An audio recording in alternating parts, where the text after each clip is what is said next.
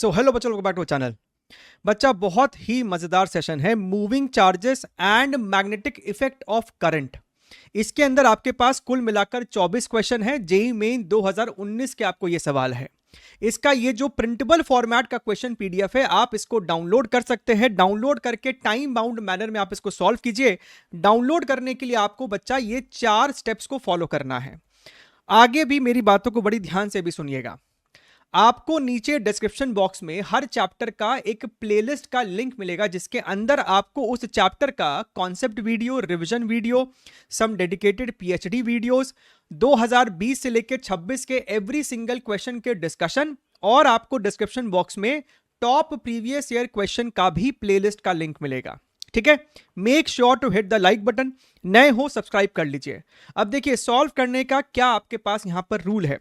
आपको इसको, और सिर्फ इसी को नहीं, इस प्रकार के जितने भी यहां पर आपको प्रैक्टिस वीडियोस है, आपको सभी को +4 -1 रूल के हिसाब से सॉल्व करना चाहिए। सही होता है तो अपने आप को +4 दो, गलत होता है तो अपने आप को -1 दो, और आपका जो भी टोटल स्कोर आता है आप उसको नीचे कमेंट करेंगे। ठीक है, चलिए शुरू करते हैं। Moving charges and magnetic effect of current. आइए, ये रहा आपका सबसे पहला सवाल। सवाल को पढ़ते हैं। A particle of mass m and charge q is in an electric and magnetic field given by, ये हमारा इलेक्ट्रिक फील्ड वेक्टर है, ये हमारा मैग्नेटिक फील्ड वेक्टर है, यहां पे एक वेक्टर का साइन भी आएगा। The charge particle is shifted from the origin to the point x equals to 1, y is equal to 1। तुम चाहो तो इसका एक रिप्रेजेंटेशन बना सकते हो, नहीं भी बनाओगे तब भी आपका काम चल जाता। ये y एक्सिस है, ये x एक्सिस है। पार्टिकल आपका शुरुआत में ओरिजिन पर है और आपने उसको शिफ्ट किया है टू दी कोऑर्डिनेट 1,1 यहां तक अलोंग अ स्ट्रेट पाथ। तो भैया ओरिजिन से लेके वहां तक का जो स्ट्रेट पाथ है वो बेसिकली यही है। तो अगर कोई हमसे पूछेगा कि भैया what is the displacement vector, तो आप इसको लिख सकते हो, भैया ये भी मेरे को 1 है, ये भी मेरे को 1 है, यानी कि I cap plus J cap, यही मेरे को हो जाएगा simply your displacement vector. The magnitude of total work done is equal to how much. अब समझिए, मैग्नेटिक फील्ड आपको चार्ज के ऊपर है ना, कोई काम करता नहीं है। आप इस बात को भली भांति जानते होंगे। जिस प्रकार से सवाल में दे रहा है कि पार्टिकल इसी डायरेक्शन में उसको शिफ्ट किया गया है, यानी कि पार्टिकल का वेलोसिटी का डायरेक्शन ये रहा होगा। आपके पास जो भी मैग्नेटिक फील्ड का डायरेक्शन है, तो आपका जो फोर्स आएगा, मैग्नेटिक फोर्स होगा, वो हमेशा इस वेलोसिटी के परपेंडिकुलर ही होगा, because force is equal to Q V cross B. तो फोर्स वेक्टर v और b दोनों के परपेंडिकुलर होगा। तो सर, मैग्नेटिक फील्ड का जो फोर्स है वो तो कोई काम नहीं कर रहा है, यानी जो भी काम हो रहा है that is due to the electric field. तो आप कहेंगे कि भैया work done by the electric field is equal to your force due to electric field dot R vector. ठीक है, now what is force? Force is q into e, and what is e, my dear friend? That is your 2i cap plus 3j cap dot, this is your i cap plus j cap। अगर हम लोग यहाँ पर dot ले ले तो i वाला i के साथ डॉट देगा और j वाला j के साथ डॉट देगा। तो ये हमको यहाँ पर 5q यानी कि ऑप्शन नंबर बी निकल कर आ रहा है। क्लियर है? एकदम बढ़िया है। सवाल में थोड़ा सा और क्लियरली लिख देता the magnitude of total work done by the electric field and magnetic field, तो और ज़्यादा बेटर रहता। ये हमारे सामने हमारा सेकेंड क्वेश्चन है। A particle having the same charge as of electron moves in a circular path of radius this much. तो जो रेडियस है वो है 5 × 10⁻³ जो चार्ज है वो हमको इलेक्ट्रॉनिक चार्ज के बराबर है। Under the influence of magnetic field this much, तो मैग्नेटिक फील्ड भी आपके पास है 5 × 10⁻⁻1 टेस्ला। इलेक्ट्रिक फील्ड हमारे पास है E is equal to 100 volt per metre, makes it to move in a straight path, then the mass of particle is how much. अब समझिएगा, आपके पास एक चार्ज पार्टिकल है जो कि स्ट्रेट लाइन पाथ पे ट्रैवल कर रहा है। देखिए, इस सवाल में और इसके पहले वाले सवाल में डिफरेंस क्या है। इसके पहले वाले सवाल में चार्ज वॉज शिफ्टेड, यानी कोई उसको मैन्युअली शिफ्ट कर रहा है। यहां पर आपने चार्ज को कोई वेलोसिटी दे दिया है और वो इलेक्ट्रिक फील्ड और मैग्नेटिक फील्ड में मूव कर रहा है, लेकिन वो जो चार्ज है वो आपको स्ट्रेट पाथ पे मूव कर रहा है। राइट? इसका एक ही मतलब है कि आपका जो इलेक्ट्रिक फील्ड है वो मैग्नेटिक फील्ड के मैग्नीट्यूड के बराबर है और दोनों forces equal and opposite direction में भी रहे होंगे। अगर ये चार्ज है, इसके पास ये वेलोसिटी है, तो यकीनन अगर ये इलेक्ट्रिक फील्ड का फोर्स होगा तो ये मैग्नेटिक फील्ड का फोर्स रहा होगा, दोनों इक्वल एंड अपोजिट होंगे। कैंसिल आउट कर देंगे तो भैया इस पे कोई नेट फोर्स नहीं है, ये अपना उसी वेलोसिटी से स्ट्रेट लाइन पाथ पर मूव करता रहेगा। तो this is what must be happening. अब ये हमको होता है Q इंटू ई और ये हमको होता है यहां पर QVB, यानी कि Q से Q हमको यहां पर सलट गया है। अच्छा, यहां पर रेडियस की भी बात की जा रही है, तो how can we incorporate radius? तो रेडियस जो आपको होता है, बात को समझिएगा, particle having same charge as of electron moves in a circular path of radius this much under the influence of magnetic field. जब सिर्फ मैग्नेटिक फील्ड था तो रेडियस इतना था, तो वो रेडियस क्या होता है? That is your mv divided by qb। उसके बाद तुमने इलेक्ट्रिक फील्ड इंट्रोड्यूस किया तो भैया दोनों बराबर रहे होंगे फोर्सेस, तो आपने ये इक्वेशन बनाई थी। Now if you look here very very carefully, हमको इस पूरे गिवन इंफॉर्मेशन में है ना v नहीं दिया हुआ है, तो एक काम करो ना, यहां से आप इस v को उठा लो, that is your QBR upon m, और उस v को आप यहां लिख दो। E is equal to v की जगह तुमने लिखा यहां पे QBR अपॉन m और यहां पर आपके पास एक b पहले से है।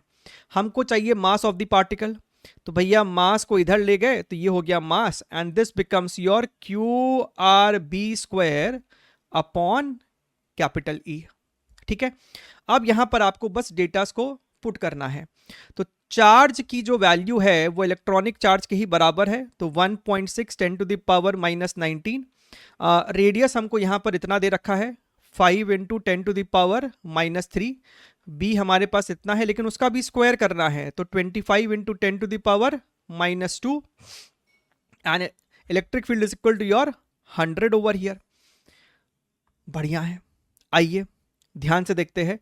तो हमारे पास यहां पर क्या क्या हो गया, ये 100 ऊपर जाएगा तो 10 to the power minus 4, 10 to the power minus 7, तो 10 टू द पावर माइनस 26। और तुम्हारे पास क्या क्या है, यहां पर आपके पास 5 है, 5 इसके साथ मल्टीप्लाई करेगा तो ये 8 बन जाएगा, 8 25 के साथ मल्टीप्लाई करेगा तो ये तुमको बन जाएगा 200, यानी कि ये हो जाएगा 2 into 10 to the power minus 24, जो कि मेरे पास ऑप्शन नंबर डी में है। ठीक है, तो इस पूरे सवाल में आपको दो इक्वेशन का इस्तेमाल करना था। जब इलेक्ट्रिक फील्ड नहीं है तो प्योर सर्कुलर मोशन, और इलेक्ट्रिक फील्ड आने के बाद स्ट्रेट लाइन था, यानी कि दोनों फोर्सेस इक्वल एंड अपोजिट थे। क्लियर है, बढ़िया है। चलिए आगे बढ़ते हैं, अगला सवाल देखते हैं, question number 3। In an experiment, और देखिए ना इस चैप्टर में क्या है ना कि आपको मिला जुला के कैलकुलेशन है। In an experiment, the electrons are accelerated from rest by applying a voltage of 500 volt. Calculate the radius of the path if a magnetic field 100 millitesla is then applied. So radius is equal to mv divided by q into b, और mv यानी कि momentum को तुम लोग लिख सकते हो under root of 2 times m times kinetic energy. ठीक है, लेकिन आपका जो काइनेटिक एनर्जी होगा that is equal to your charge into potential difference, जिससे उसको एक्सेलरेट कराया गया है। तो k की जगह हम लोग यहां पर लिख सकते हैं q into potential difference, technically delta v लिखना चाहिए, हम लोग यहां पर v ही लिख रहे हैं, upon your q into b। यानी कि हम अगर ध्यान से देखें तो b मेरे को रूट के बाहर आ जाएगा और रूट के अंदर मेरे को आ जाएगा यहां पर 2mv डिवाइडेड बाई q। अच्छा, अब देखिए, अब आपके पास यहां पर क्या क्या है, 1 बाई बी, बी हमारे पास है 100 milli tesla, 100 into 10 to the power minus 3 यानी 10 टू द पावर माइनस 1 है, under root of 2 times mass of electron है 9.1 10 to the power minus 31। We हमारे पास वोल्टेज है जो कि हमको सवाल में 500 दे रखा है यहाँ पर। क्यू हमारे को चार्ज है जो कि इलेक्ट्रॉनिक चार्ज है which is your 1.6 10 to the power minus 19 over here.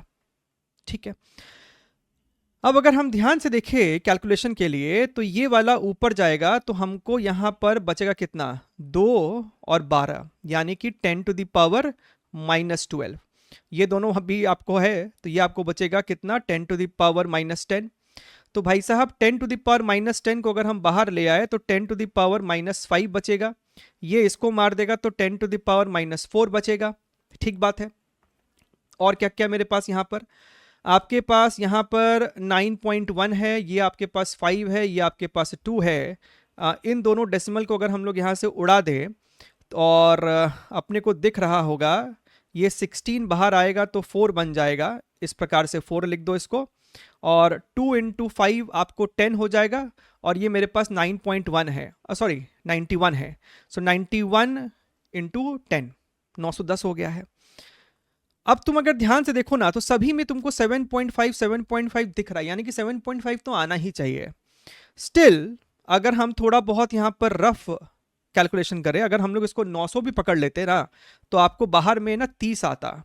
सो 30/4 × 10⁻⁻4, और अगर इसको डिवाइड करोगे तो ये तुमको 7.5 आना चाहिए × 10⁻⁻4, which makes option number D as the correct one. Clear है? तो यहां पे हमें एकदम एग्जैक्ट रूट निकालने का जरूरत नहीं पड़ा, क्योंकि हमको ऑप्शन से हेल्प कर रहा है।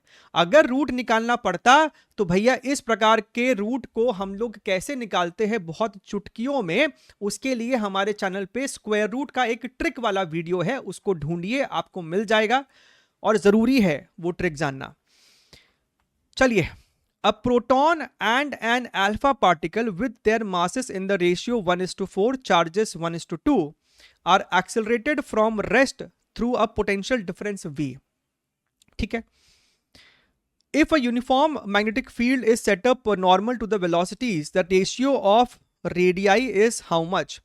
तो हम जानते हैं कि रेडियस आपको हो जाएगा mv/qb, और आपको यहां पर जो ये mv है that is equal to 2m × kinetic energy, जिसे हम लिखते हैं चार्ज इनटू पोटेंशियल डिफरेंस, जिससे उसको एक्सेलरेट कराया गया था। यानी कि हम लोग इसको लिख सकते हैं अगेन 1/b √2m × v, और यहां पर आपको आ जाएगा √q। यानी कि आपको जो रेडियस है, देखिए इस पूरे सवाल में ना आपका जो b है वो दोनों चार्ज के लिए सेम है, प्रोटॉन के लिए भी और अल्फा के लिए भी। तो हमारे पास b यहां पर सेम है, v हमारा सेम है, यानी कि radius is proportional to √m/q। अच्छा, तो हम लोग यहां लिख सकते हैं radius of proton upon radius of alpha is equal to mass of proton upon mass of alpha, right? एक काम करो, पूरा ही लिख लो, mass of alpha multiplied by charge of alpha upon charge of proton. अब तुमको सवाल में क्लियरली दे रखा है कि भैया जो इनका मास का रेशियो है वो है 1:4, और जो चार्ज का रेशियो है वो है तुमको 1:2। लेकिन 1:2 क्या है? 1:2 है charge of proton upon charge of alpha. ये तो उल्टा लिखा हुआ है, यानी कि ये वाला टर्म हो जाएगा 2:1। तो आपको यहां से देखिए 1/√2 विच is your option number A दिख रहा होगा। ठीक है, हड़बड़ी में गड़बड़ मत कर देना, बस इतना ही पॉइंट है अपना यहां पर। A proton and electron a helium nucleus, यानी कि वही अल्फा पार्टिकल की बात की जा रही है, have the same energy, they are in a circular orbits, सबका एनर्जी सेम है, in a plane due to magnetic field perpendicular to the plane. तो रेडियस के बारे में कमेंट करना है। Radius is equal to mv/qb, और mv को हम लोग लिख सकते हैं 2m × kinetic energy, charge into field. अब हमको सवाल में कहता है कि भैया सभी का एनर्जी सेम है, सभी का हमको यहां पर b भी सेम है, यानी radius is proportional to √of mass upon charge. अच्छा, अब देखिए बात क्या है ना, इलेक्ट्रॉन का, आपके पास इलेक्ट्रॉन का मास है, प्रोटॉन का मास है, अल्फा पार्टिकल का मास है। अल्फा पार्टिकल का मास प्रोटॉन के मास का 4 गुना है। प्रोटॉन का अगर तुम मास तुमको ध्यान में हो तो 10⁻⁻27 kg का ऑर्डर का है, और ये है 10⁻31 kg का ऑर्डर। मतलब इलेक्ट्रॉन का मास जो है ना बहुत ज्यादा छोटा है। इलेक्ट्रॉन का मास इतना छोटा है कि जो इलेक्ट्रॉन का पाथ होगा, इलेक्ट्रॉन का जो रेडियस होगा ना पाथ का, वो सबसे छोटा ही होगा, क्योंकि उसका मास सबसे छोटा है। तो इलेक्ट्रॉन तो भैया सबसे छोटे में आएगा। आपको कंपेयर करना है प्रोटॉन और हीलियम के बीच में। अच्छा, यानी कि अगर हम प्रोटॉन की बात करें तो रूट प्रोटॉन का मास अपॉन चार्ज। और अगर हम हीलियम की बात करें तो हीलियम का मास हो जाएगा 4 गुना और हीलियम का चार्ज हो जाएगा डबल, 4 का 2 बाहर आ जाएगा। तो तुमको दिखना चाहिए कि भैया जब 2 बाहर आएगा तो इस वाले 2 को मार देगा। सो अल्टीमेटली ये और ये बराबर हो गया। माने क्या, माने प्रोटॉन का रेडियस और आपका हीलियम का रेडियस दोनों आपको सेम होना चाहिए, जो कि अपने को ऑप्शन नंबर बी में दिखने वाला है। क्लियर है? बढ़िया है। आगे बढ़ते हैं, आगे बढ़ते हैं। अगला सवाल क्वेश्चन नंबर 6। ये एक ऐसा सवाल है जो कि अपने आप में इस सवाल के ऊपर एक डेडिकेटेड वीडियो बनाया जा सकता है।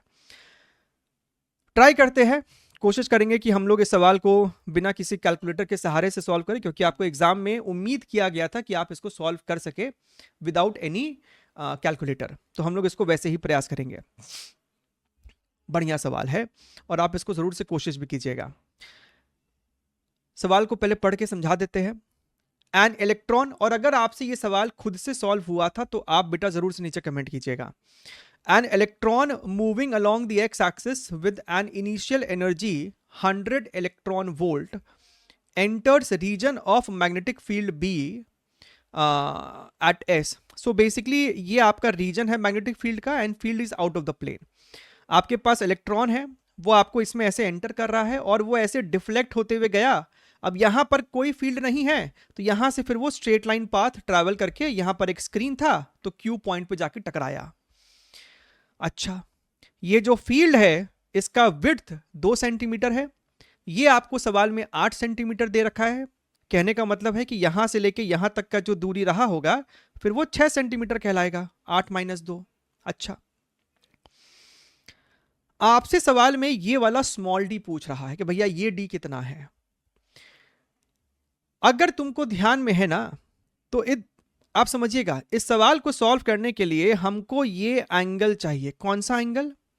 हमको भाई साहब ये एंगल चाहिए थीटा, जो बेसिकली आपका एंगल ऑफ डेविएशन है इस पर्टिकुलर क्वेश्चन में। कई बार तो सवाल में सिर्फ थीटा पूछा जाता है, लेकिन इस सवाल में थीटा इस पूरे सवाल का एक छोटा सा रोल है।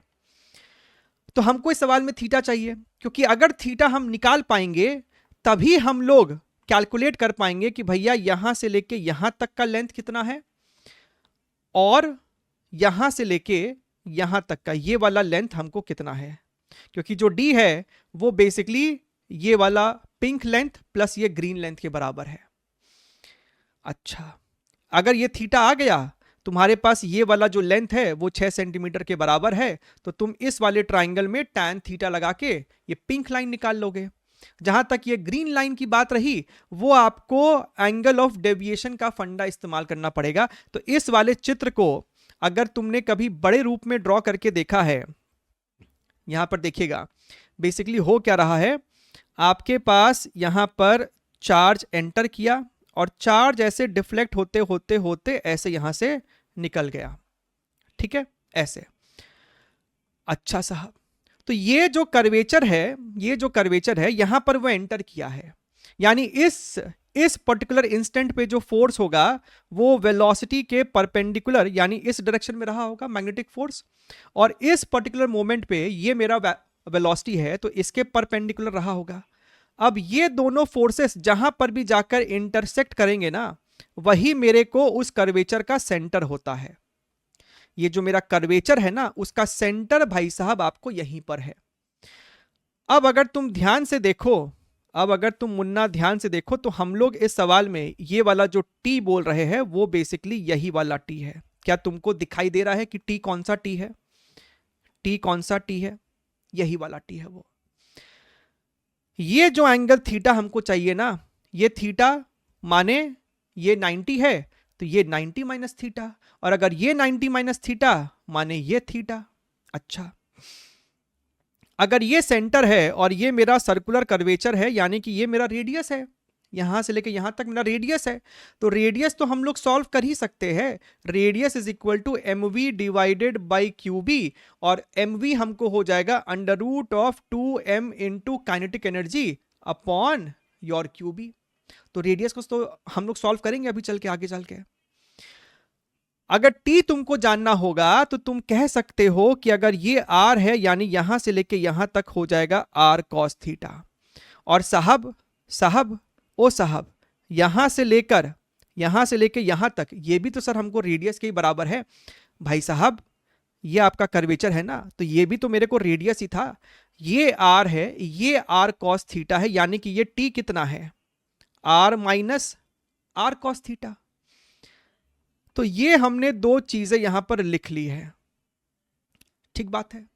अच्छा, अब इसका काम खत्म है डायग्राम का। Now let's come back to finding capital R. अच्छा एक काम करते, सॉरी क्यों सॉरी बोल रहे हैं हम, तुमको हम साइन थीटा भी एक बार लिख के दिखा देते यहां पर, नहीं तो आगे जाके हमको ही दोबारा ड्रॉ करना पड़ेगा।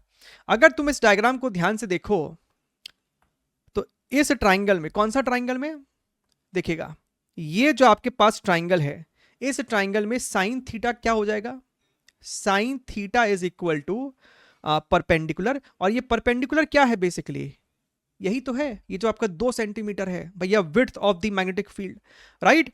तो ये परपेंडिकुलर जो आपको हो जाएगा, अगर हम लोग इस 2 सेंटीमीटर को यहां पर x कह रहा है, यानी कि x divided by hypotenuse which is your r।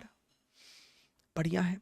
तो आप समझ रहे हैं कि हमको साइन थीटा चाहिए, तभी हम कॉस थीटा निकाल पाएंगे, तभी हम टैन थीटा निकाल पाएंगे। और साइन थीटा सॉल्व करने के लिए हमको r चाहिए, तो r के लिए हमको इसको सॉल्व करना पड़ेगा।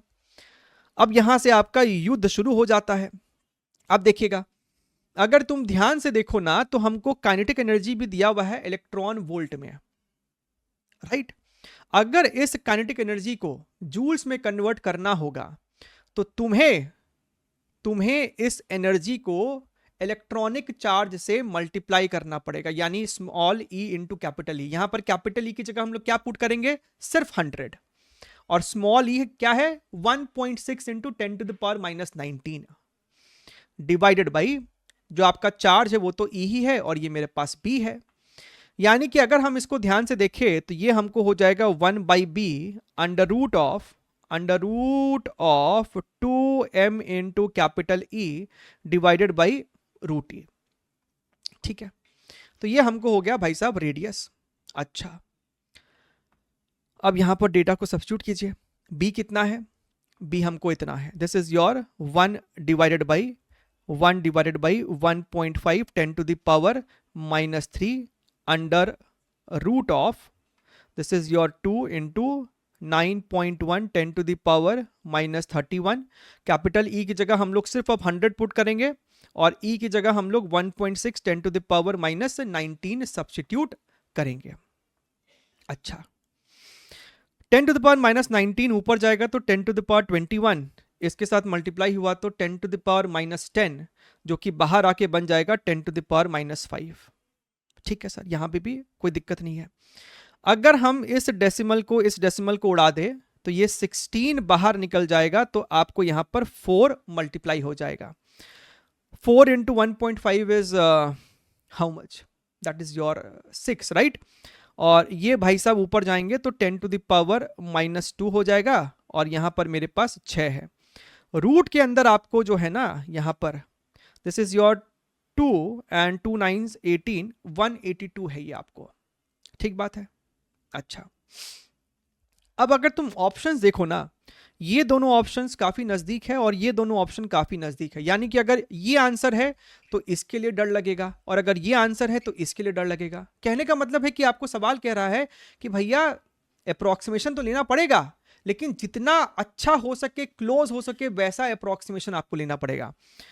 मतलब ये जो रूट है, इस रूट को सॉल्व करने के लिए आई वुड रिकमेंड कि आप जो हमारा रूट निकालने का एक ट्रिक होता है उसका इस्तेमाल करें।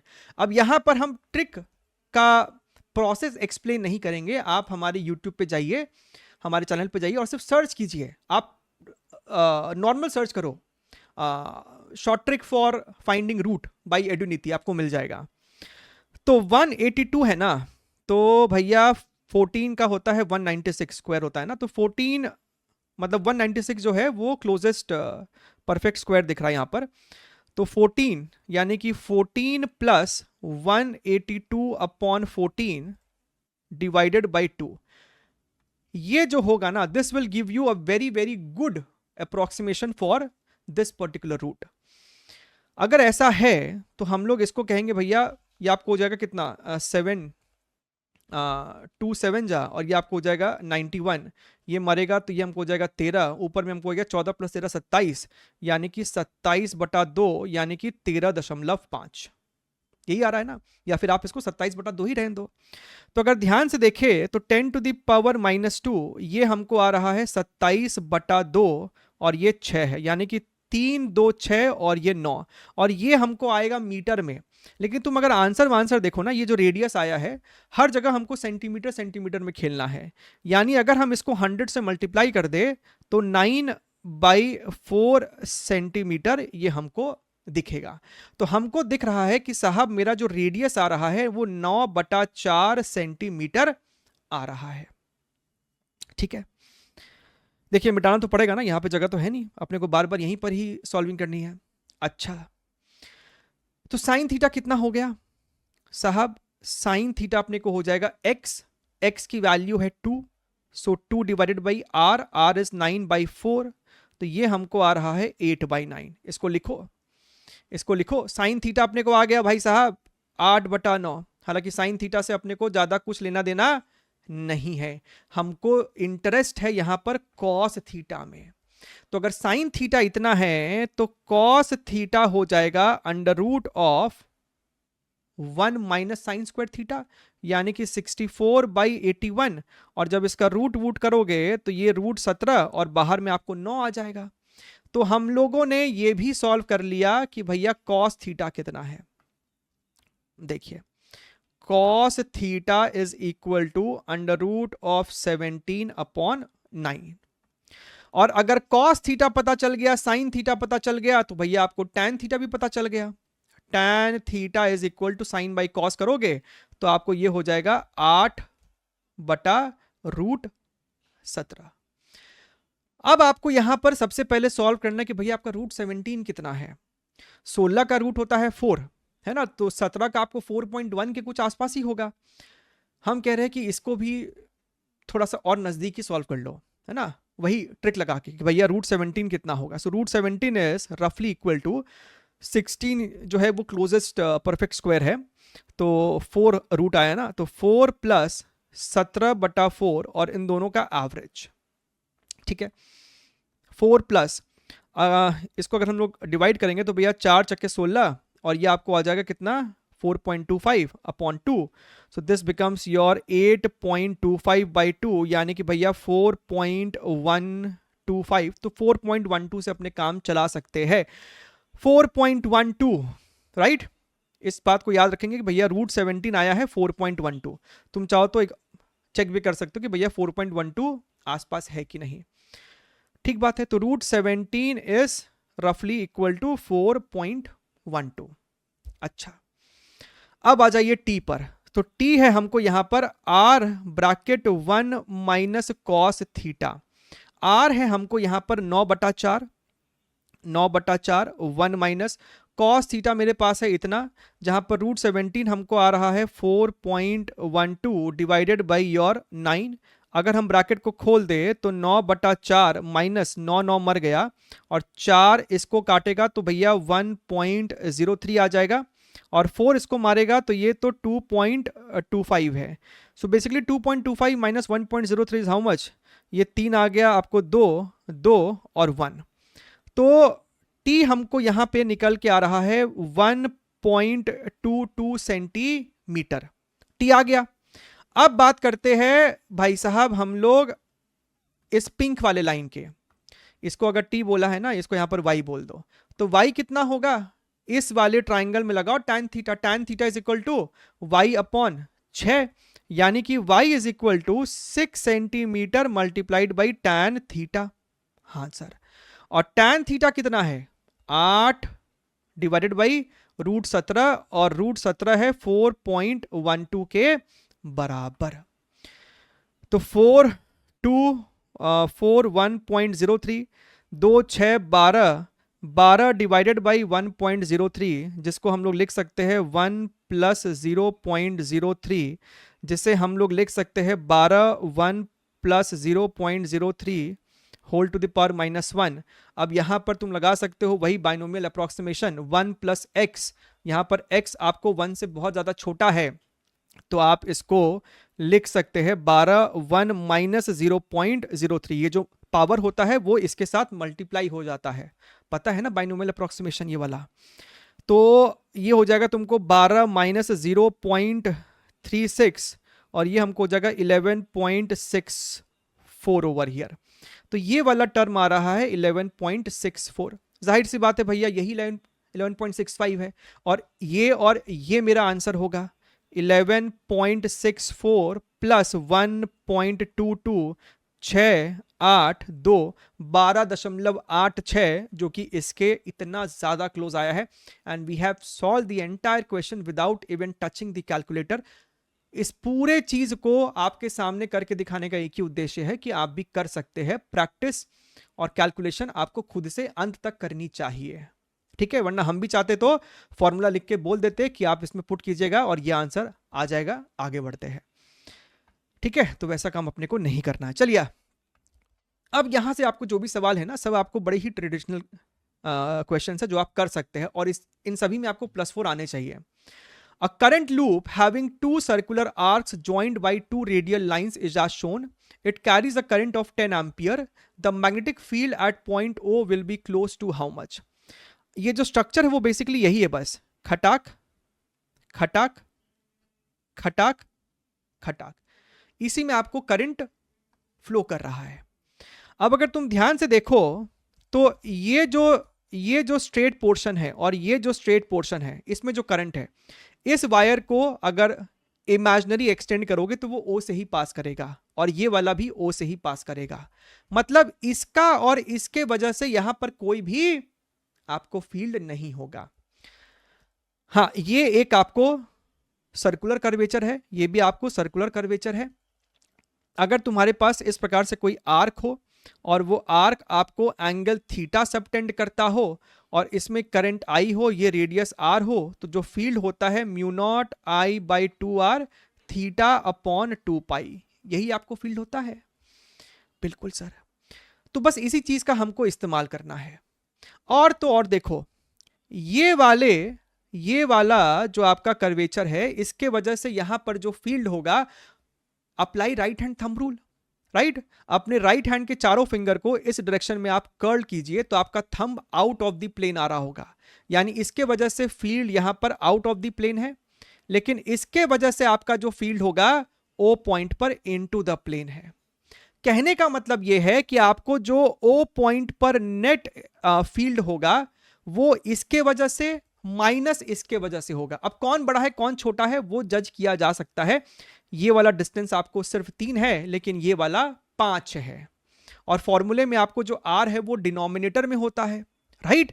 तो भैया जिसका रेडियस छोटा है उसका फील्ड बड़ा। तो यहां पर हमको दिख रहा है कि अगर इसको हमने 1 बोला है, इसको हमने 2 बोला है, तो 1 के वजह से फील्ड माइनस 2 के वजह से फील्ड। अब फील्ड आपको कितना है, μ0, करंट सेम है 2/r1 and again θ/2π। What is theta? Theta is π/4। तो जब हम लोग θ/2π कह रहे हैं तो π/4/2π यानी कि हम लोग कह रहे हैं 1/8, यानी यहां पर 1/8 मल्टीप्लाई होगा, माइनस μ0I/2r2 1/8। यहां से आप क्या करोगे, आप μ0I/16 कॉमन लोगे और आप लिखोगे 1/r1 माइनस 1/r2। अब तुम डेटास को सब्स्टिट्यूट करो। μ0 है 4π इंटू 10⁻⁻7। करंट हमको यहां पर कितना है, 10 एम्पियर है, तो यहां पर 10 लिखा। नीचे में आपको एक 16 आएगा। R1 3 सेंटीमीटर, R2 ये पूरा 5 सेंटीमीटर, लेकिन ये दोनों सेंटीमीटर में होगा, तो क्यों नहीं हम यहां से, आप समझिएगा, यहां पर तुम क्या लिखते हैं 3 इंटू 10⁻⁻2, तो हम 10⁻⁻2 पहले ही बाहर कॉमन खींच के निकाल देंगे। तो यहां आपके पास ब्रैकेट में बचेगा 1/3 माइनस योर 1/5। अच्छा, तो भैया 4 ने इसको मार दिया, ये ऊपर जाएगा 10⁻3, इसके साथ लड़ेगा तो 10⁻⁻4। यहां पर अब आपके पास है पाई इंटू 10⁻⁻4/4, और इसको सॉल्व करेंगे तो 5 माइनस 3 2/15, तो ये हमको हो जाएगा यहाँ पर 2 के बराबर। अच्छा, सो पाई डिवाइडेड बाई 30 इंटू 10⁻⁻4 या फिर पाई बाई 3 इंटू 10⁻⁻5, और हमको आंसर चाहिए क्लोज टू, पाई होता है 3.14, सो 3.14 बाई 3 इज अप्रोक्सीमेटली 1, क्योंकि हमको ऑप्शंस में ऐसा दिख रहा है 1.5 तो नहीं हो सकता, तो 10⁻⁻5 इंटू 1 यानी ऑप्शन नंबर डी हमको बेस्ट सूटेड है इस पर्टिकुलर क्वेश्चन में। ठीक है, चलिए अगला सवाल देखते हैं, क्वेश्चन नंबर 8। देखो सवाल को, डायग्राम दिख रहा है? नहीं दिख रहा है तो हम आपके लिए यहां पर इसको रीड्रॉ कर देते हैं। आपके पास सवाल में इस प्रकार का स्ट्रक्चर है और यहां पर भी कुछ इसी प्रकार का स्ट्रक्चर है। ठीक है, करंट यहां पर ऐसे जा रहा है, फिर ऐसे जा रहा है, यहां पर करंट ऐसे जा रहा है, फिर ऐसे जा रहा है, राइट, और बीच में हमारे पास ये है। अच्छा, और हमें जो फील्ड निकालना है वो निकालना है पॉइंट ओ पर। अब पॉइंट ओ कहाँ है, आइए बताते हैं, हम समझाते हैं। पॉइंट ओ है, इसको अगर ज्वाइन करोगे ना तो जहां पर ये इंटरसेक्ट हो रहा है, this is your point O over here. ठीक है, OP and OQ are 4 centimetre, ये हमारा P है और ये हमारे को Q है। तो हमको कहता है कि भैया ये जो डिस्टेंस है ना और ये जो डिस्टेंस है वो हमको दोनों सेम है, which is your 4 centimetre. So D is equal to 4 into 10⁻⁻2, और magnetic field at O is 10⁻⁻4। तो इस और इस स्ट्रक्चर के वजह से ओ पॉइंट पर जो फील्ड है वो फील्ड निकालना नहीं है, वो फील्ड हमको दे दिया गया है 10⁻⁻4 Tesla. The magnitude of current in each wire, इसमें भी अगर आई करंट है तो इसमें भी आई करंट है, सवाल में दिया हुआ है। तो ये करंट कितना होना चाहिए ताकि ओ पॉइंट पर इतना हमको फील्ड मिल जाए। अच्छा, अब अगर तुम ध्यान से देखोगे तो भैया ये जो सेगमेंट है ना, इसको अगर तुम आगे एक्सटेंड करते तो ये ओ से पास करता, ये वाला भी ओ से पास करता, तो इसके और इसके वजह से कोई फील्ड नहीं है, इसके वजह से फील्ड आएगा और इसके वजह से फील्ड आएगा। ये दोनों ही आपको सेमी इनफाइनाइट वायर्स है, ये पूरा आपको, ये इधर सेमी इनफाइनाइट, इधर भी आपको सेमी इनफाइनाइट है, इस प्रकार से। अच्छा, तो आप क्या करो, इस वाले को पहले फोकस करो। तो इसके वजह से आपको यहां पर फील्ड कितना होगा आपको ध्यान होना चाहिए। हालांकि बहुत से बच्चों को तो फॉर्मूला याद है, बट स्टिल आपको ध्यान होना चाहिए कि आपके पास अगर इस प्रकार का एक फाइनाइट लेंथ का वायर है और हमें यहां पर d डिस्टेंस पर फील्ड चाहिए, तो आप इस प्रकार से इसको जोड़ते हो। अगर ये एंगल θ1 है, ये एंगल θ2 है, तो आप लिखते हो formula μ0I/4πd bracket cos θ1 plus cos θ2। अगर आप एंगल यहां से लोगे θ1 θ2 तो ब्रैकेट में आएगा sin θ1 प्लस sin θ2। अच्छा, मतलब अगर हम लोग एक ऐसा सिचुएशन ले ले, यहां पर आपको ये जा रहा है पूरा इंफिनिटी तक और यहां पर आपको फाइनाइट हो गया है और हमको चाहिए फील्ड इस लोकेशन पर, यही ना सिचुएशन है, इस वाले के लिए इस पॉइंट पर चाहिए, तो यही डायग्राम बन जाएगा अपने को। ये अगर डिस्टेंस d है हमारा, तो नियम कहता है कि इस पॉइंट को वायर के दोनों एंड से जोड़ो। तो इस वाले एंड से जोड़ दिया तो ये एंगल तो 90 डिग्री है, लेकिन ये वाले एंड से जब जोड़ने जाओगे तो भैया ये तो जा रहा है इन्फिनिटी तक, तो भैया जोड़ने जाओगे तो भैया यहां पर जो एंगल होगा वो हो जाएगा आपको 0 डिग्री। कहने का मतलब है कि μ0I divided by 4πd cos, एक बार एंगल 90 डिग्री होगा और एक बार एंगल 0, ये वाला 0 हो गया और cos 0 1, यानी आपका फॉर्मूला बन गया μ0I/4πd। अच्छा, बढ़िया है साहब।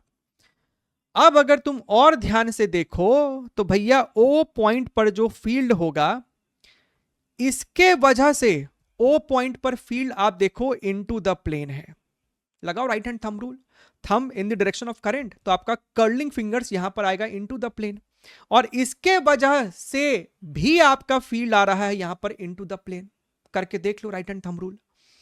मतलब सर दोनों फील्ड जब इनटू द प्लेन ही है और किसी एक के वजह से फॉर्मूला है μ0I/4πd, तो इसको डबल कर दीजिए। यानी हमारे को जो वर्किंग इक्वेशन है वो वही आ गया है एक इनफाइनाइट वायर की वजह से। अच्छा, हमको इस सवाल में आई पूछ रहा है, यानी I is equal to B times 2πd divided by your mu naught. ठीक है, बस इतना ही हमको यहां पर करना था। अब यहां पर आप मुन्ना डेटा सब्स्टिट्यूट करो। b की जो वैल्यू है वो है हमारे पास 10 to the power -4, this is your 2π। d की वैल्यू है 4 into 10 to the power -2 divided by 4π into 10 to the power -7। ठीक है, तो भैया 2π ने इसको मारा तो 2 और 2 ने इसको मारा तो ये यहां पर 2 और 10 टू द पावर -7 ये मरेगा तो ऊपर एक 10 आ जाएगा, यानी this will become your 20 ampere. Right, so 20 ampere तो हमारा करंट है। परपेंडिकुलरली आउट, ये चीज क्या पूछ रहा है, the current in the wire and direction of magnetic field at O. तो भैया डायरेक्शन तो हमको इनटू द प्लेन है, so 20 ampere perpendicularly into the page, यानी option number C is the correct answer over here. ठीक है, चलिए आगे बढ़ते हैं, अगला सवाल देखते हैं हम लोग यहां पर, क्वेश्चन नंबर 9। ठीक है, अच्छा यहां पर आपको कहता है कि 2 very long straight and insulated wires are kept at 90 degree angle from each other in XY plane as shown in the figure. These wires carry currents of equal magnitude I, whose directions are shown in the figure. The net field at the point P will be how much? एक ये infinite wire है, एक ये infinite wire है। तो infinite wire के वजह से जो इक्वेशन है वो तो हमको इतना ही है, और ये भी डी है और ये भी डी है, यानी दोनों के वजह से फील्ड का मैग्नीट्यूड सेम ही रहेगा। अच्छा, इसमें करंट ऊपर की तरफ है और इसमें करंट राइट साइड है, तो भैया इसके वजह से P पॉइंट पर आपको फील्ड आ रहा है, देखिए इनटू द प्लेन, और इसके वजह से आपका करंट ऐसे जा रहा है, apply right hand thumb rule, इसके वजह से करंट यहां पर आ रहा होगा P पॉइंट पे आउट ऑफ द प्लेन। तो दोनों आपको फील्ड इक्वल एंड अपोजिट है, यानी नेट फील्ड 0। बिना पेन को उठाए, बिना कुछ सॉल्व किए ये सवाल आपका निकल जाता। ठीक है, बढ़िया है। चलो, find the magnetic field at point P due to straight line segment AB of length 6 centimetre carrying a current of 5 ampere. तो ये मेरे पास सिचुएशन है, ये हमारा डिस्टेंस D है। अगर समझिएगा, ये 5 सेंटीमीटर, ये 5 सेंटीमीटर, ये आपको एक आइसोसेलेस ट्राइंगल है, ये मेरे को परपेंडिकुलर है, तो भैया ये आपको इस लाइन को बाइसेक्ट भी कर रहा होगा, मतलब ये डिस्टेंस हमको 3 सेंटीमीटर है। तो आपको दिखाई देना चाहिए कि अगर ये 5 है, ये 3 है, तो राइट एंगल ट्राइंगल के हिसाब से ये वाला 4 सेंटीमीटर हो जाएगा, पाइथागोरन ट्रिपलेट्स। अच्छा है साहब, ये एंगल थीटा है अगर, तो ये वाला एंगल भी मेरे को थीटा है, आइसोसेलेस ट्राइंगल है। तो जो फील्ड होगा that is your mu not I divided by 4πd। यहां पर दोनों ही एंगल हमको सेम है, तो cos θ 1 प्लस cos θ 2 लिख दिया।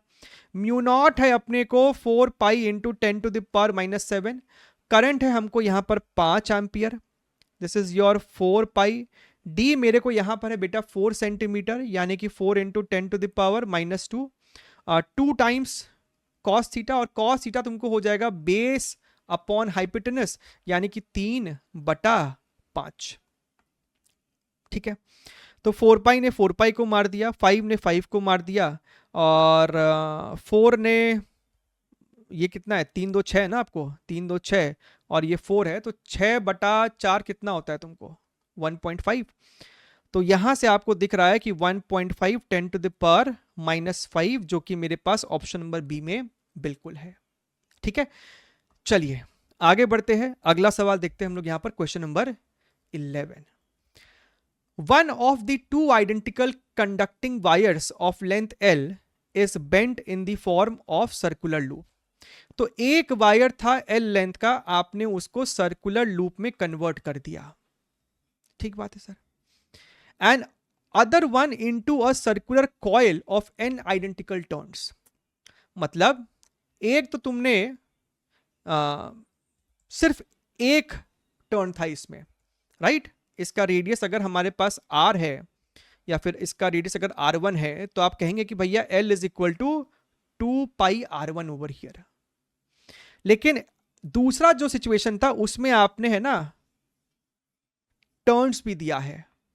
अगर इसका रेडियस R2 है तो अब जो लेंथ ऑफ वायर यूज किया है that is equal to circumference, लेकिन कितनी बारी है, n टर्न्स है, n लूप्स है यहां पर, तो n से मल्टीप्लाई करना पड़ेगा। तो इस केस में जो आपका रेडियस है that is equal to L by 2 pi, और इस केस में जो आपका रेडियस है that is your L by 2 pi n। अच्छा, if the same current is passed, the ratio of field at the center of the loop to that of the center of coil is equal to how much, यानी इसमें जो field होगा और इसमें जो field होगा उसका रेशियो कितना है। तो भाई साहब हमसे पूछ रहा है यहां पर B1 बाई B2, इसमें जो तुमको सेंटर पर फील्ड होगा that is simply your mu not I divided by 2 times radius, और रेडियस जो है हमको मुन्ना यहां पर है L by 2 pi, so L by 2 pi whole divided by, इस केस में जो तुमको सेंटर पर फील्ड होगा अगेन इक्वेशन वही है mu not I divided by 2 into radius, radius हमको इस केस में यहां पर आएगा L और 2 pi n। At the same time इसके साथ आपको n भी मल्टीप्लाई करना पड़ेगा। ये जो आपने लिखा है एक टर्न के वजह से सेंटर पर फील्ड है, लेकिन n नंबर ऑफ टर्न्स है तो आपको n भी मल्टीप्लाई करना पड़ेगा यहां पर। अगर तुम ध्यान से देखोगे तो आपका ये म्यू नॉट आई एल, आपका म्यू नॉट आई एल ये आपको यहां से सलट लेगा, आपका 2 पाई और 2 पाई भी आपको यहां से सलट लेगा, 2 और 2 भी आपको यहां से सलट लेगा, और आपके पास बचेगा सिर्फ 1 बाई n का square, which makes your option number D as the correct one.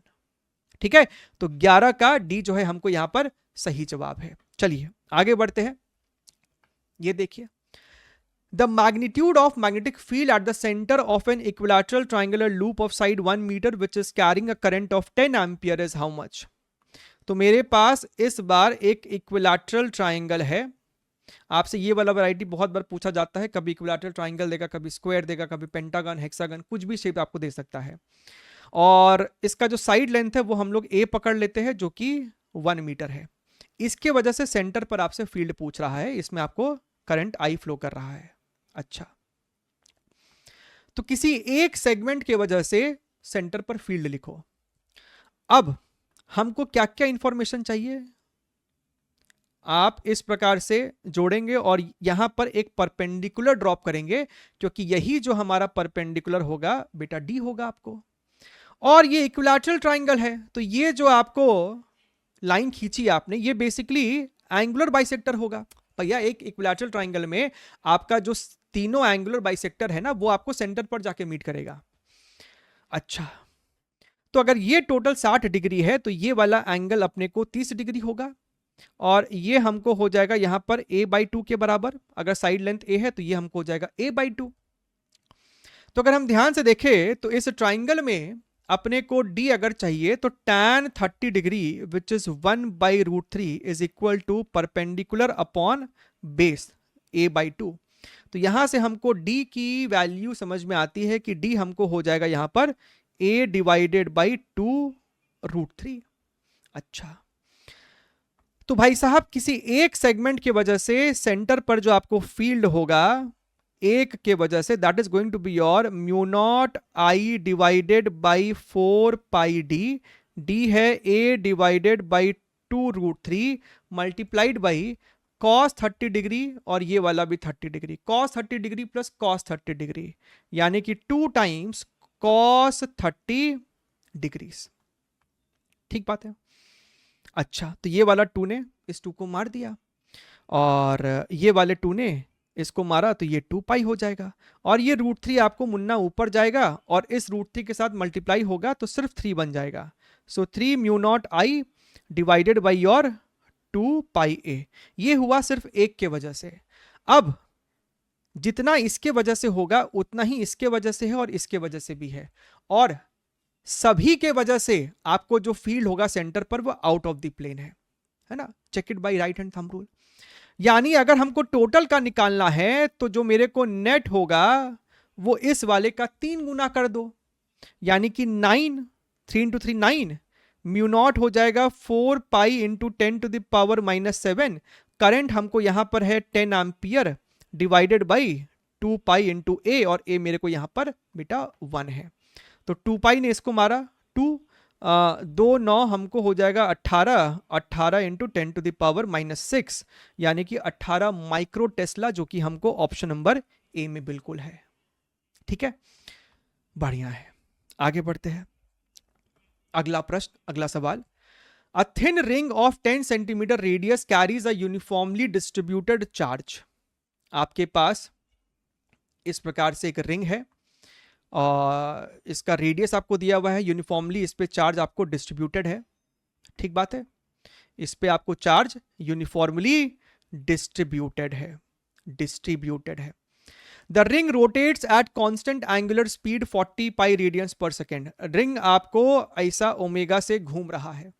तो चार्ज का घूमना बेसिकली हम लोग कहते हैं कि करंट आपको यहां पर है, and that current is equal to how much, जो भी इसके ऊपर टोटल चार्ज है, जो भी इस पे टोटल चार्ज है, सो चार्ज अपॉन एक चक्कर का time, that is capital T, और कैपिटल टी होता है 2 पाई बाई ओमेगा। तो करंट आपको मिल गया। If the magnetic field at it centre is this, then the charge is equal to how much.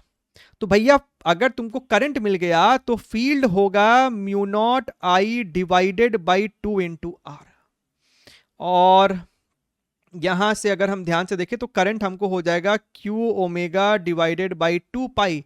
तो यहां से हमको क्यू निकल कर आ जाएगा, ये आपको है कितना 4 pi R, 4 pi R into B divided by mu naught into omega. तो आपको आ रहा है 4 पाई इंटू आर, आर हमको है 10⁻⁻1 और बी है हमको यहां पर 3.8 into 10⁻⁻9 divided by 4 pi into 10⁻⁻7 into omega, and omega is equal to 40 pi. अच्छा अच्छा, देखिएगा तो 4 पाई ने 4 पाई को मार दिया, 10⁻⁻7 और ऊपर में है 10⁻⁻10। तो जब ये ऊपर जाएगा तो 10⁻⁻3 बचेगा अपने पास। बिल्कुल, हमें सिंगल डिजिट चाहिए ना, ठीक है, तो उसका इंतजाम करते हैं। एक काम करो, आप क्या करो यहां पर, this is your bye the वे 0, तो 0 को भी अगर हम लोग हटा देंगे यहां से तो 10 ऊपर जाएगा तो 10⁻⁻4 हो जाएगा, एंड इसको 38 अगर कर दे, 38/4 पाई, तो 10⁻⁻5 हो जाएगा। सो ये हमको हो जाएगा 2 और ये हमको हो जाएगा 19। सो न्यूमरेटर में 19 है और डिनोमिनेटर में हमको 6.28 जैसा कुछ है इंटू 10⁻⁻5। अगेन आंसर हमको चाहिए क्लोज टू, तो अगर इसको हम लोग एक बार के लिए 6 भी पकड़े है ना, और ये 19 है, तो समथिंग लाइक 6 या 18, तो आंसर मेरा 3 के आसपास होना चाहिए, जो कि हमारे पास best suited option number B हमको दिखेगा। तुम अपनी इच्छा के लिए चाहो तो एग्जैक्ट डिवाइड करो, 3 पॉइंट समथिंग आ जाना चाहिए। ठीक है, सो भैया 13 का option number B is going to be the correct one. चलिए देखिए, A rigid square loop of side A and carrying current I2 is lying on a horizontal surface near a long current carrying wire I1 in the same plane. The net force on the loop due to the wire will be how much? तो ये जो wire है इस loop पे कितना force लगा रहा है, हमसे सवाल में, प्रश्न में पूछ रहा है। ठीक बात है साहब, आइए देखते हैं क्या है नहीं है, सब इसका कच्चा चिट्ठा खोला जाए। तो इसमें करंट है हमको यहां पर I1 और इसमें करंट हमको फ्लो कर रहा है I2। ये जो दूरी है ये हमको A दे रखा है और ये स्क्वायर का भी जो साइड है वो भी हमको A दे रखा है। ठीक है, करंट ऐसे है, करंट ऐसे है, करंट ऐसे है। अब देखिए, इसके वजह से अलग अलग डिस्टेंस पे फील्ड अलग अलग है। तो यहां पर आपको कुछ तो फील्ड है और करंट ऊपर है, तो इसके राइट साइड सारा फील्ड इनटू द प्लेन है इसके वजह से, और फील्ड आ गया, करंट कैरिंग वायर आ गया, तो भैया force is equal to ILB, तो फोर्स तो लगेगा। बढ़िया है। अगर तुम इस वाले सेगमेंट को देखो तो ये वाला सेगमेंट का हर एक एलिमेंट वायर से सेम डिस्टेंस पर है। मतलब ये मतलब है कि इसके वजह से यहां पर जो इनटू द प्लेन फील्ड है ना, इस पूरे वायर के क्रॉस सेम है, which is very good thing. तो यहां पर सर हमको कुछ फील्ड है, इसके वजह से इसको हम लोग कह देते हैं B1। अगर मैं आपसे B1 पूछूं तो ये आपका करंट है mu naught I1 divided by 2 pi, और ये डिस्टेंस हमको यहां पर A है। ठीक उसी प्रकार से इसके वजह से आपको ये वाले सेगमेंट पे भी, इस पूरे सेगमेंट पे आपको सेम फील्ड होगा, क्योंकि ये पूरा सेगमेंट इस वायर से सेम परपेंडिकुलर डिस्टेंस पर है। तो इसके वजह से यहां पर भी आपको फील्ड इनटू द प्लेन होगा, इसको नाम दिया है B2। तो भाई साहब B2 हमको हो जाएगा mu not I1 divided by 2 pi into, और ये डिस्टेंस ही 2a है, तो यहां पर आप 2a मल्टीप्लाई कर दोगे। अच्छा, अब बताओ, आपको ये फील्ड आ गया, इसमें करंट आपको नीचे है, जो भी I2 करंट है वो नीचे है, इसमें फील्ड आ गया, इसमें I2 करंट ऊपर है। तो भैया इस वाले सेगमेंट पे फोर्स का डायरेक्शन क्या होगा? L cross B। L vector ऊपर है, फील्ड वेक्टर आपका अंदर की तरफ है, तो तुम्हारे को फोर्स लेफ्ट साइड आएगा, राइट। ये दोनों वायर एक दूसरे को अट्रैक्ट कर रहा है। वहीं अगर तुम इसके लिए देखोगे तो भैया आपका L क्रॉस B में L वेक्टर नीचे है और फील्ड आपको यहां पर इनटू द प्लेन है, तो इस केस में तुम्हारा जो फोर्स आएगा वो आएगा right side, which is your F1। तो आपको दिख रहा है कि भैया ये दोनों वायर का तो हमने फोर्स सॉल्व कर लिया, ये फोर्स होगा ILB, ये भी होगा ILB, जहां पर B हमारे पास B1 और B2 है। प्रश्न उठता है sir what about this particular segment. अगर तुम ध्यान से देखो यहां पर ना, इस वाले सेगमेंट पे हर एलिमेंट पे ये वाला एलिमेंट इस वायर से इतनी दूरी पर है, ये वाला एलिमेंट ज्यादा दूरी पर है, यानी कि तुम जैसे जैसे दूर जा रहे हो इसके वजह से फील्ड घटता जा रहा है।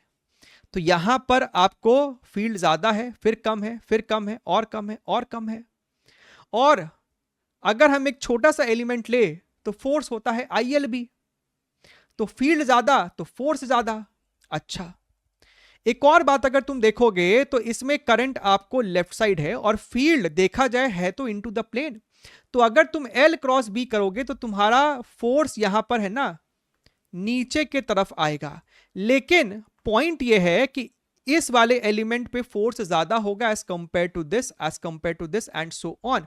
यानी हम कह सकते हैं, हम मुन्ना कह सकते हैं कि यहां पर फोर्स ज्यादा होगा, फिर फोर्स कम होगा, राइट। इसके मैग्नीट्यूड को हम एरो के लेंथ से कम करते जा रहे हैं, that is how I am indicating it, right. तो इस प्रकार का मेरे पास कुछ फोर्स का ट्रेंड होगा। सिमिलरली अगर तुम यहां पर भी देखोगे तो यहां पर सेम कहानी है, अलग अलग डिस्टेंस पे अलग अलग फील्ड है, तो फोर्स आपको लेफ्ट टू राइट घटता जाएगा। यहां पर आपको करंट इनटू द प्लेन है, field sorry current right side है, फील्ड इनटू द प्लेन है, तो आपका जो फोर्स आएगा यहां पर अपवर्ड आएगा, ज्यादा फोर्स।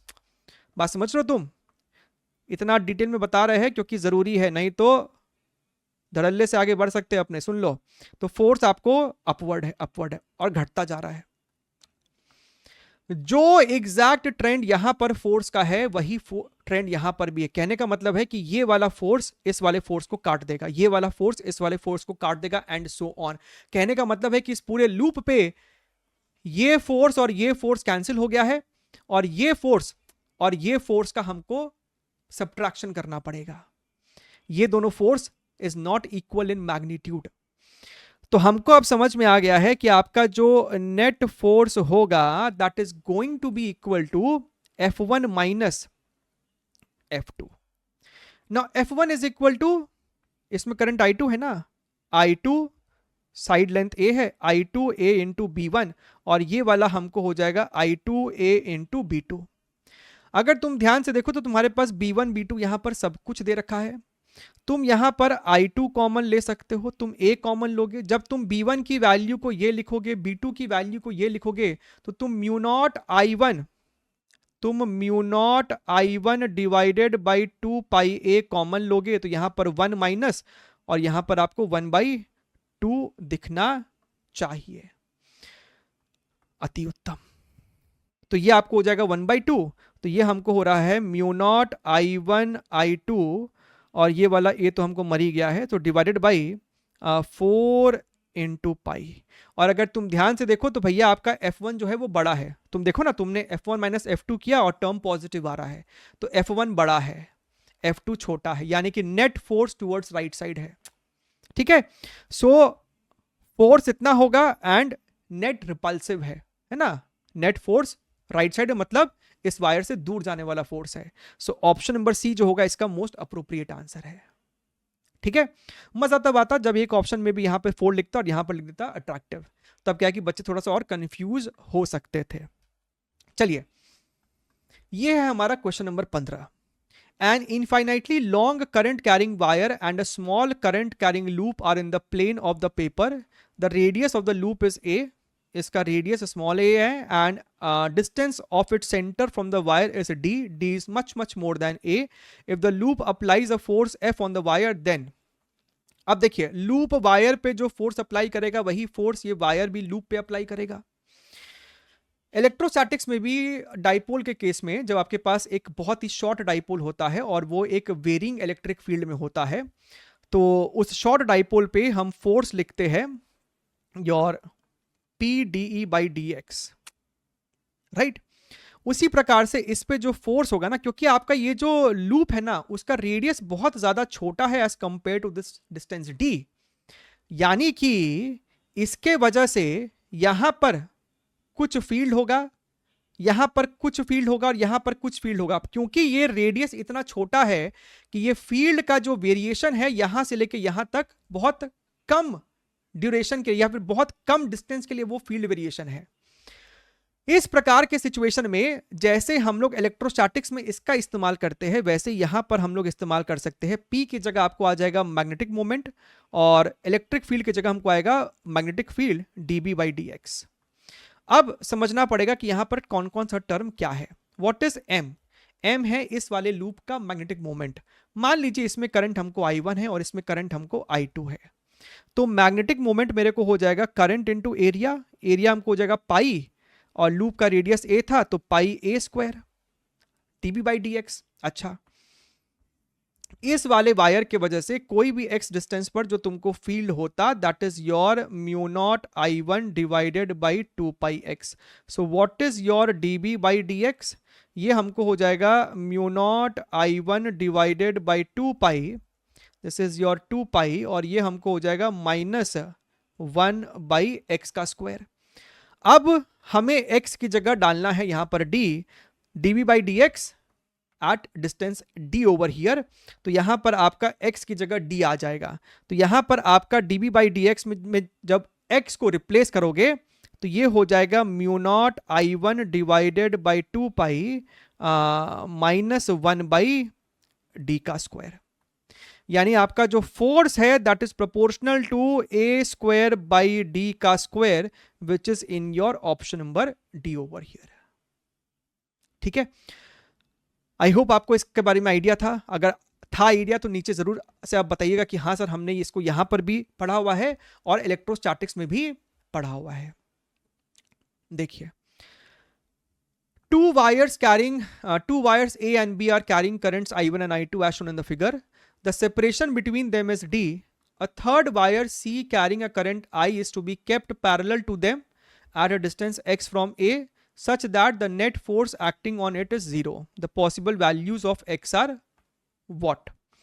So मेरे पास यहाँ पर एक इनफाइनाइट वायर ऐसा है और एक इनफाइनाइट वायर ऐसा है और इसमें करंट ऊपर की तरफ है, दिस इज योर I1, इसमें करंट नीचे की तरफ है, दिस इज योर I2।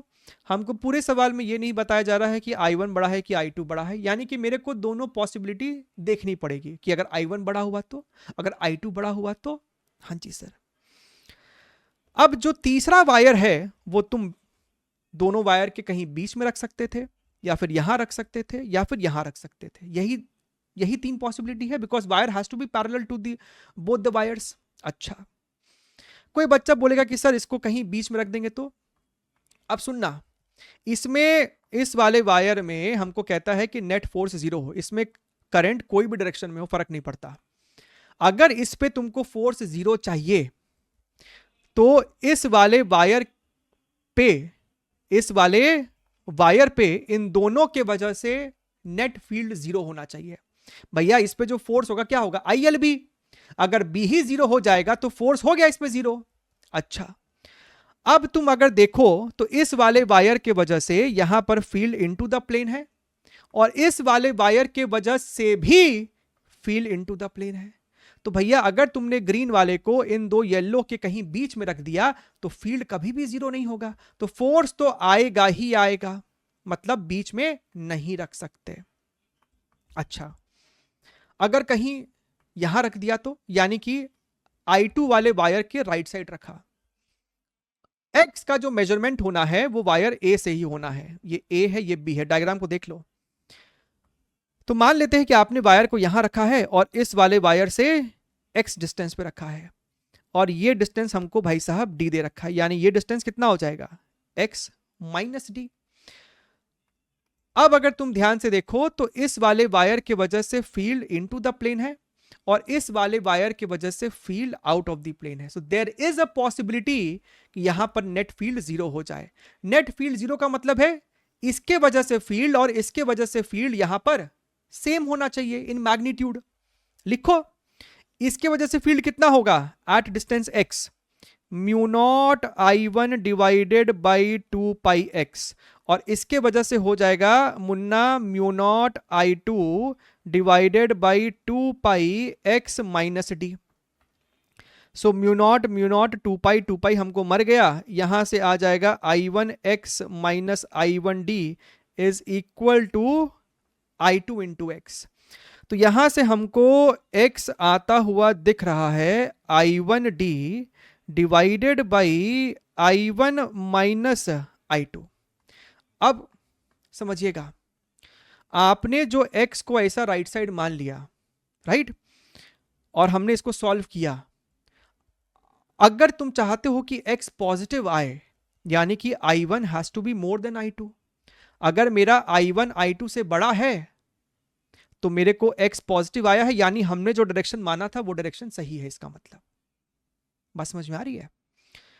तो एक पॉसिबिलिटी तो ये है, और ये तभी एग्जिस्ट करेगा, यानी कि ये x b के राइट साइड तभी होगा जब मेरा I1 I2 से बड़ा होगा।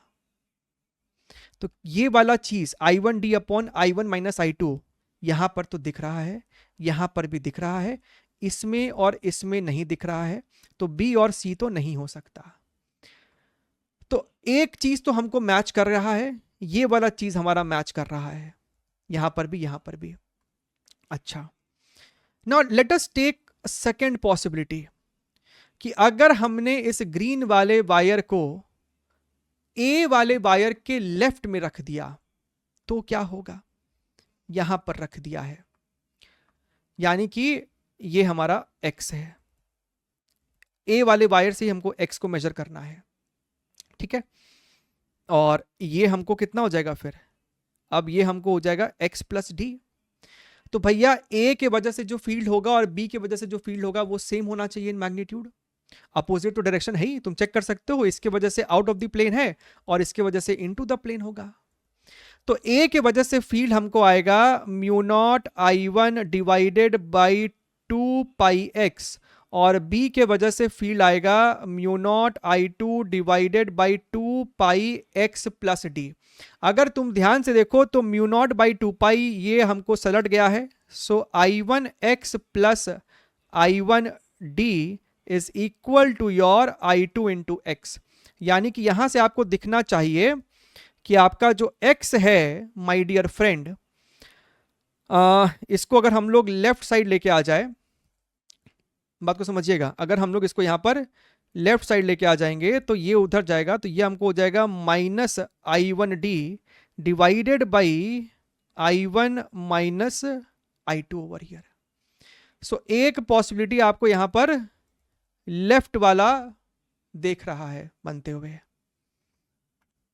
Which is plus minus option number D over here, और बीच में प्लस तो आपको आ ही नहीं पा रहा है। सो ऑप्शन नंबर डी जो है इस पूरे सवाल का बेस्ट सूटेड आंसर है। क्लियर है मेरी बात? ठीक है, बढ़िया है। चलिए आगे बढ़ते हैं, अगला सवाल देखते हैं हम लोग यहां पर, question number 17। An insulating thin rod of length L has a linear charge density this much. आपके पास एक रॉड है इस प्रकार से, है ना, हमने बना दिया रॉड, और इस पे जो आपको चार्ज है ना वो वेरी कर रहा है as a function of x. यहां से मेरा एक्स शुरू हो रहा है basically. The rod is rotated about an axis passing through the origin and perpendicular to the plane. तो रॉड इस प्रकार के एक्सिस के अबाउट ऐसा घुमाया जा रहा होगा कुछ ओमेगा से. If rod makes n rotations पर सेकेंड, यानी कि ओमेगा हो जाएगा n इंटू 2 पाई. भैया ये तो खाली रोटेशंस है, रेडियन में कन्वर्ट करना है तो 2 पाई से मल्टीप्लाई कर देंगे. Then the time averaged magnetic moment of the rod is how much. Basically आपसे ये रॉड आपको ऐसे ऐसे घूम रहा है ना, आपसे पूछ रहा है what is the magnetic moment. आपने उस प्रकार का सवाल किया होगा कि एक वायर है और उस पर मान लीजिए एक सिंगल चार्ज आपको गोल गोल घूम रहा है. तो वही तरीका है mu not I by 2r, जहां पे आई हो जो आपका होगा दैट इज चार्ज अपॉन एक पूरे चक्कर का टाइम पीरियड. अब क्योंकि यहां पर इसमें हो चाहे इसमें हो, आप एक पूरे चक्कर के लिए इसको सॉल्व करते हैं तो वो कहीं ना कहीं आपको टाइम एवरेज ही हो रहा है. तो इसमें कुछ नया नहीं करना है, आपको निकालना है मैग्नेटिक मोमेंट ही. ठीक है. अच्छा, तो आप क्या करो, इसमें आप x पे जाके dx विड्थ का एक छोटा सा एलिमेंट ले लिए, ये वाला, और इस एलिमेंट पे आपको एक छोटा सा dq चार्ज होगा. हाँ जी सर. वो जो dq चार्ज होगा that is equal to your charge density which is your rho naught x by L multiplied by छोटू सा लेंथ. अब सिर्फ इसी पॉइंट चार्ज पे फोकस करो कि भैया ये पॉइंट चार्ज x रेडियस के सर्कल पे घूम रहा है. बेसिकली ये पॉइंट चार्ज x रेडियस के सर्कल पे घूम रहा है. So what is the small di current for one cycle? That is equal to your dq upon time, and t is equal to 2 pi by omega, and omega is equal to n into 2 pi. अच्छा, बढ़िया है.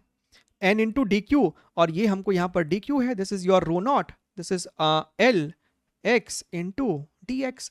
So what is the magnetic moment for this di current carrying loop? सिर्फ इसी का क्या हो जाएगा, छोटा सा मैग्नेटिक मोमेंट, वो हमको हो जाएगा current into area of this loop. x radius का अगर सर्कल है तो एरिया हो जाएगा पाई x का स्क्वायर, और di मेरे पास यहां पर इतना है. So D I into pi X square करेंगे तो n rho naught pi upon L X cube D X. This is your magnetic moment. तो भैया अगर मुझे टोटल चाहिए तो आप इसको इंटीग्रेट कर दो जीरो से लेके एल तक. तो ये हमको हो जाएगा n rho naught pi upon L x की पावर 4/4, यानी l टू द पावर 4/4. हमको तो दिख रहा है, क्या तुमको भी दिख रहा है कि आ गया? समझो, l cube upon 4. So do we have this term? Yes indeed we have. 17 का option number C over here. ठीक है, चलिए, बढ़िया सवाल. अगला प्रश्न, question number 18. A circular coil having n turns and radius r carries a current I. It is held in xz plane in the field bi cap. हालांकि diagram की जरूरत नहीं है, बट स्टिल अगर इच्छा कर रही है तो बना सकते हो. ये मेरे को x एक्सिस है, ये y एक्सिस है, ये z एक्सिस है. xz प्लेन में हमारे पास यहां पर ऐसा एक करंट कैरिंग लूप है. इसमें n नंबर ऑफ टर्न्स है, r इसका रेडियस है, करंट इसमें आई है. अब अगर तुम ध्यान से देखो तो हमसे कहता है कि field is bi cap. Field जो है वो हमको x डायरेक्शन में है. The torque on the coil due to the magnetic field is how much. हालांकि आपको इसमें करंट का डायरेक्शन नहीं दिया है, तो टॉर्क में भी आपको बेसिकली यहां पर कोई नेगेटिव या पॉजिटिव साइन तो दिया नहीं है, तो आप कैसे भी ले लो. सपोज कीजिए कि आपने ऐसे ले लिया current.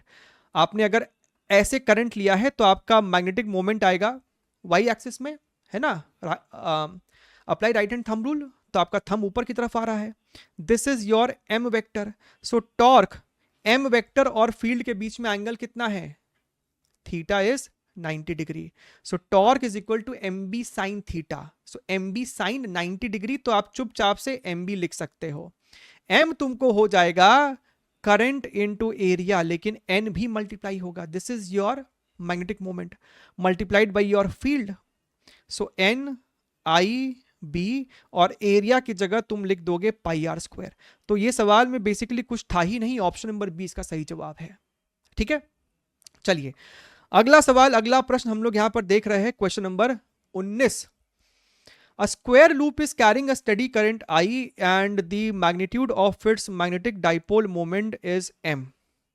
If this square loop is changed to a circular loop and it carries the same current, the magnitude of magnetic dipole moment of the circular loop will be how much? कोई बात नहीं है इसमें, कोई दिक्कत वाली बात नहीं है. पहले स्क्वायर था और फिर आपने उसको सर्कल कर दिया है. सुनो मेरी बात, करंट जो फ्लो कर रहा है इसमें वो हमको आई कर रहा है and the dipole is this much. अगर हम ये कह दे कि आपका ये जो स्क्वायर है ना उसका साइड लेंथ हमको यहां पर ए है, तो इसका जो मैग्नेटिक मोमेंट हो जाएगा that is going to be your current into area, यानी कि आई इनटू ए स्क्वायर. ठीक बात है. तो भैया अगर इसी स्क्वायर को तुमने सर्कल में कन्वर्ट किया है तो इसका रेडियस क्या हो जाएगा? सरकमफ्रेंस तो दोनों का सेम ही होगा, 2 pi R should be equal to 4a, यानी कि आपका जो r है that is going to be your 2a upon pi. Current इसमें आपको आई ही फ्लो कर रहा है, तो इस वाले का जो मैग्नेटिक मोमेंट होगा that is equal to current into area.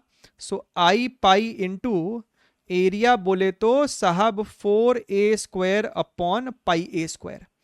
तो आपका पाई ने इस स्क्वायर को उड़ा दिया. This is your I into, and by the way I into a square small m के बराबर है, तो यहां से आपको हो जाएगा 4m इंटू पाई, जो कि मेरे पास ऑप्शन नंबर डी में दिख रहा है.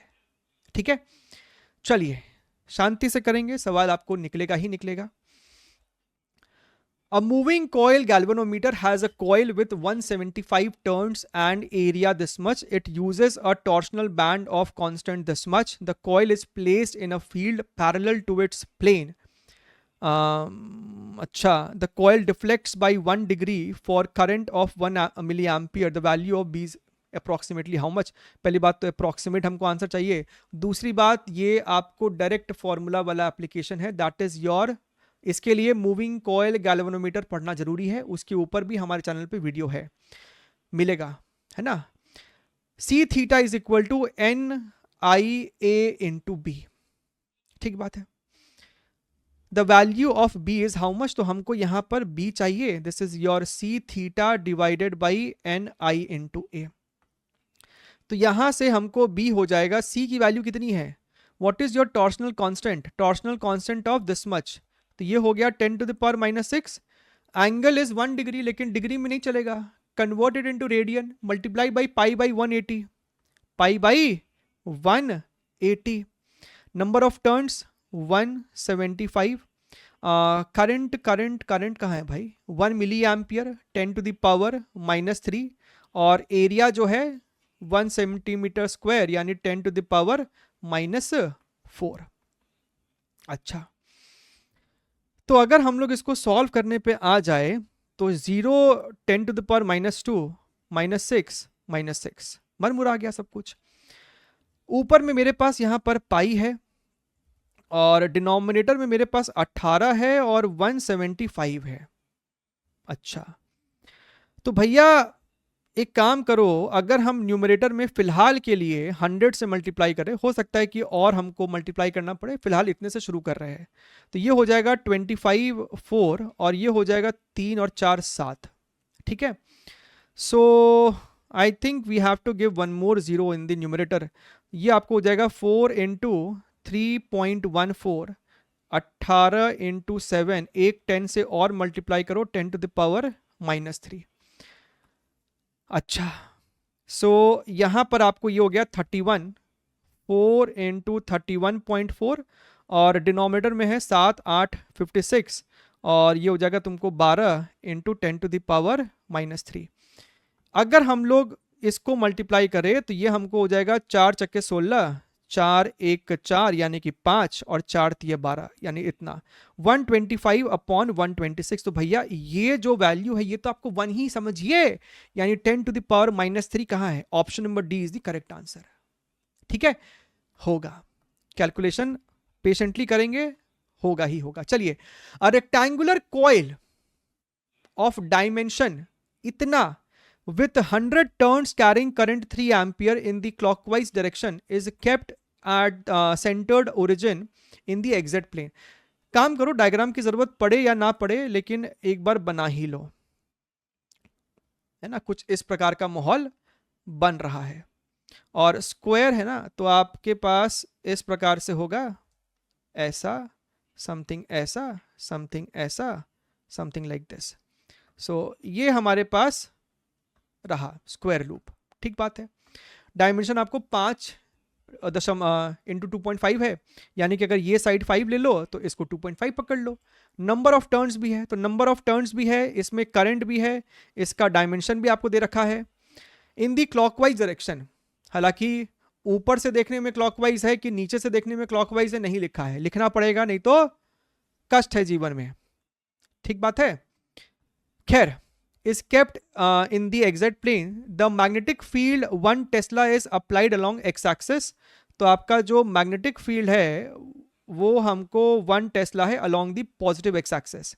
if the coil is tilted through 45 degrees, अभी समझिएगा, अभी अगर तुम ध्यान से देखो, सपोज कीजिए कि आपने बोला कि सर इस प्रकार से हमको इसमें करंट फ्लो कर रहा है, तो आपका जो मैग्नेटिक मोमेंट हो जाएगा that will turn out to be in the upward direction, ठीक है।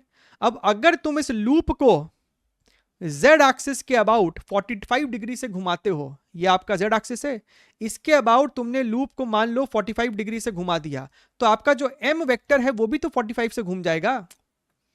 अभी आपका लूप ऐसा है, आपने मान लीजिए लूप को घुमाया तो लूप आपको कुछ ऐसा हो गया है, समथिंग लाइक दिस। तो आपका जो मैग्नेटिक मोमेंट होगा वो भी तो ऐसे हो जाएगा, वो भी तो आपको 45 डिग्री से घूम गया है इस प्रकार से। अच्छा, यानी कि फाइनली जो आपका मैग्नेटिक मोमेंट है, और ये नहीं आपने चेंज किया है, तो फाइनली जो आपका मैग्नेटिक मोमेंट है पुराने वाले से 45 डिग्री घूम चुका है, यानी कि अब करंटली प्रेजेंटली m और b के बीच में जो एंगल है वो 45 डिग्री है, ठीक है। तुम अगर सोचते हो कि सर इस पूरे लूप को ऐसे भी तो घुमा सकते थे, तब आपको m और b के बीच में एंगल होगा 90 + 45, लेकिन साइन के टर्म्स में वो आपको 1/√2 के ही फॉर्मेट में आंसर आएगा, तो चलेगा, क्योंकि सवाल में बहुत डिटेल में नहीं कुछ मेंशन किया हुआ था। हमसे पूछ रहा है टॉर्क, तो torque is equal to mb sine 45 degree, ठीक बात है। What is m? m is equal to current into area. What is current? 3। अच्छा, m होता है ni area. What is n? Number of turns भी तो दिया हुआ है 100। भाई साहब, ये m होता है nia, 100 into current is 3 into area, इसको मल्टीप्लाई करो तो ये 5 है। 2.5 को भी हम लोग 5/2 लिख सकते हैं, इंटू 10⁻⁻4 करना पड़ेगा, इसको मीटर में कन्वर्ट किया है, into b। What is b? b is 1 Tesla, तो उसको 1 ही छोड़ दो, और 45 डिग्री का रूट इज, मतलब साइन 45 इज 1/√2। अब भैया इसमें से कौन सा वाला हमको मैच करेगा, और सब हमको क्लोज ऑप्शन दे रखा है, करते हैं। बहुत ही मेहनत करवाया है भाई इसमें, तो ये हमको हो जाएगा 10⁻⁻2। अच्छी बात है। और कुछ नहीं, कट्टम कुट्टी हो रहा है क्या? ये हमारे पास है 25 और 3 यानी कि 75। सो 75 इंटू 10⁻⁻2 इज 0.75, और √2 इंटू 2 इज √2 होता है 1.4 यानी कि 2.8। बढ़िया है। तो देख रहे हो ये कितना था आपको? 25 इंटू 3 75। ठीक बात है। तो इसको हमको है ना सिंप्लीफाई करना पड़ेगा। अभी इसको सिंप्लीफाई करना है। अगर एक बार के लिए मान लो कि ये 3 होता, सो 3 को इससे डिवाइड करते तो 0.25 आता, लेकिन क्योंकि ये 3 से थोड़ा कम है तो आंसर 0.25 से थोड़ा सा ज़्यादा होना चाहिए। तो इस लिहाज से है ना ऑप्शन नंबर डी पे मेरा जो इंटरेस्ट है वो कुछ ज़्यादा ही बन रहा है इस समय। 0.27 पे हमको लगता है करके देखो 0.27 ही आएगा। समझ रहे हो ना? अगर ये 3 होता तो 0.25 आता, 3 से बहुत थोड़ा सा छोटा है, तो आंसर भी 2.25 से थोड़ा सा ज़्यादा आना चाहिए। Option number D should be the correct answer. You can check it once. ठीक है, चलिए आगे बढ़ते हैं। अगला सवाल, question number 22। A magnet of total magnetic moment this much is placed in a time varying magnetic field this much. आपको magnet का मैग्नेटिक मोमेंट दे दिया है और वो हमको आई कैप डायरेक्शन में है। समझिएगा, आपका जो मैग्नेटिक मोमेंट है वो हमको पॉजिटिव एक्स डायरेक्शन में है, is place in a time varying magnetic field, और मैग्नेटिक फील्ड भी जो है हमको एक्स डायरेक्शन में ही है। ये हो गया हमको मैग्नेटिक फील्ड, लेकिन कांस्टेंट नहीं है, बी कॉस ओमेगा टी है। फील्ड जो है ना वो आपको बी कॉस ओमेगा टी है, where b is equal to 1, omega is this much. The work done for reversing the direction of magnetic moment, basically आपने बैटरी इस मैग्नेट को आपने पलटी मारा होगा at t equals to 1 second, यानी जब टाइम 1 सेकेंड था उस समय फील्ड कितना था, टी की जगह 1 रख दो, यानी कि बी कॉस ओमेगा। बी कितना है, बेसिकली आपको 1 है, और कॉस में ओमेगा कितना है 0.125 है। तो जब मेरा फील्ड का वैल्यू इतना था उसी समय आपने इसको है ना ऐसा पलटी मार दिया। तो बताइए what is the work done. The work done, so work done by the external agent is equal to delta u, यानी कि u final minus u initial. ये हमको इनिशियल सिचुएशन था, और फाइनल सिचुएशन में मैग्नेटिक मोमेंट ऐसे है और ये रहा मेरे को फील्ड, जो कि अब हमको है यहां पर इतना, है ना, इसको फिलहाल बी बोल रहे हैं। अच्छा, और ये भी हम फिलहाल के लिए बी ही बोल रहे हैं क्योंकि हमने टाइम को तो फिक्स कर दिया है, टी इक्वल्स टू 1 पे यही मेरा फील्ड है बी, विच इज कॉस 0.125। तो ये हमको फाइनल है। अच्छा, now u is equal to minus m dot b, और ये दोनों आपको 180 डिग्री अपार्ट है, यानी कि m b cos minus m b cos 180 degrees minus minus m b, और शुरुआत में दोनों के बीच में एंगल 0 डिग्री का था। कॉस 180 होता है -1, यानी कि ये हो जाएगा m b, minus minus plus ये भी हो गया है एम बी, यानी कि answer should be 2 m b. अच्छा, now 2 into m is 10 to the power -2 and b is your cos 0.125 over here। ठीक बात है, ये हो जाएगा हमको 0.02। अब देखो ये cos के अंदर जो ये एंगल है वो बहुत ही छोटा एंगल है। cos थीटा में अगर थीटा बहुत छोटा होता है तो इसको क्या तो हम लोग 1 के अप्रोक्सीमेट करते हैं, या फिर और हायर अप्रोक्सीमेशन चाहिए तो इतना के बराबर करते हैं। अगर हम इसका चयन भी करते हैं तो हम लिखेंगे 1 माइनस, ये मेरे को थीटा था तो 0.125 का स्क्वायर अपॉन 2 ओवर हियर। तो अगर तुम ध्यान से भी देखोगे ना तो ये जो आपको वैल्यू होने वाली है उसका भी स्क्वायर करोगे, अपॉन 2 भी करोगे, तो ये वैल्यू बहुत ज्यादा छोटी है एज कंपेयर टू 1। तो आपका जो आंसर है वो अप्रोक्सीमेटली 0.02 ही होगा। समझ रहे हो, 0.02 से अगर कम भी हुआ तो भैया 0.02 से कम होके 0.01 या 0.014 नहीं हो सकता। तो जो गिवन ऑप्शन है उसमें 0.02 अपने को बेस्ट जा रहा है यहां पर, यानी ये वाले अप्रोक्सीमेशन से हमारा आंसर आ जा रहा है। ठीक है, अच्छा है, चलिए ये है हमारा सेशन का सेकंड लास्ट क्वेश्चन। इसके बाद है हमारा 24वां क्वेश्चन। सवाल में कह रहा है two magnetic dipoles x and y are placed at a separation d with their axis perpendicular to each other. The dipole moment of y is twice that of x. अगर इसका डाइपोल मोमेंट m है तो इसका dipole moment 2m है। A particle of charge q is passing through the midpoint p at an angle of 45 degree with the horizontal as shown in the figure. What should be the magnitude of force on the particle at that particular instant?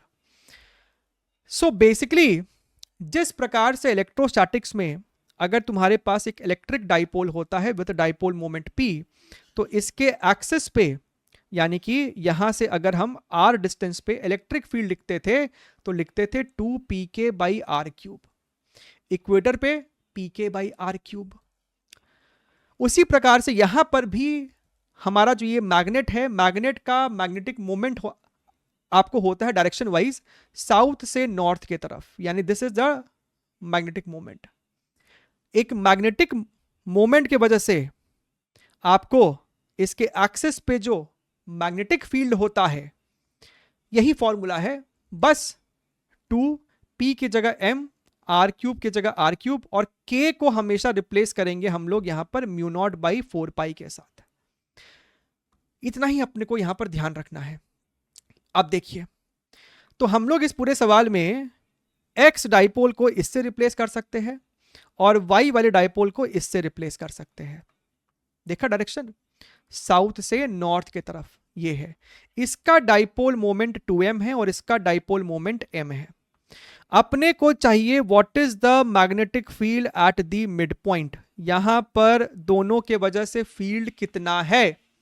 अगर तुम ध्यान से देखो तो ये total d है, मतलब यहां से लेके, अगर मैंने यहां से लेके यहां के लिए r बोला है तो सर यहां से लेके यहां के लिए भी r है, and each r is d/2।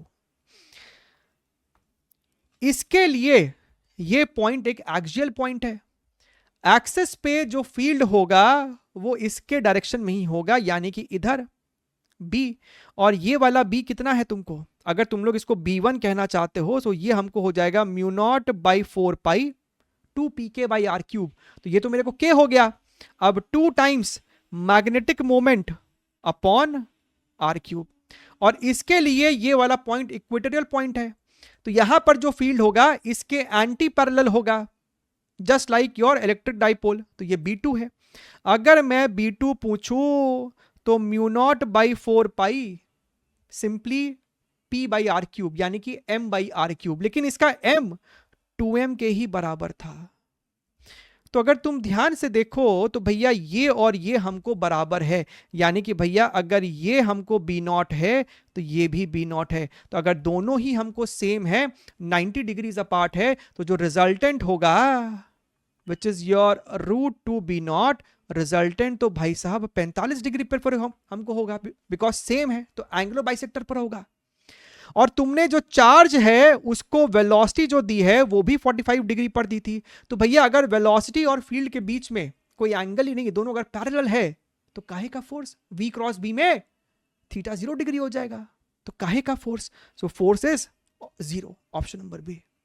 प्यारा सवाल है। सवाल कैसा है, प्यारा है। देखिए क्वेश्चन नंबर 24, ध्यान से पढ़िए इसको। अ हुप यानी कि एक रिंग जैसा है, and a solid cylinder of same mass and radius r made of permanent magnet materials with their magnetic moment parallel to their respective axis.